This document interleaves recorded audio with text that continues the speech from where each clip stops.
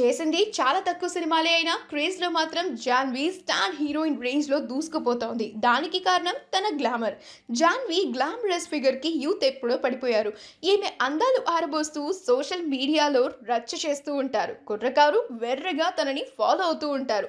ఎప్పటికప్పుడు hot photoshoots చేస్తూ ఫ్యాన్స్ని మైమరిపిస్తుంటుంది ఈమె. తాజాగా హాట్ బాడీకాన్ డ్రెస్లో థైస్ చూపిస్తూ క్లీవేజ్ షోతో సెగలు పుట్టించింది. జాన్వి లేటెస్ట్ ఫొటోస్ ఎంతగానో వైరల్గా మారాయి.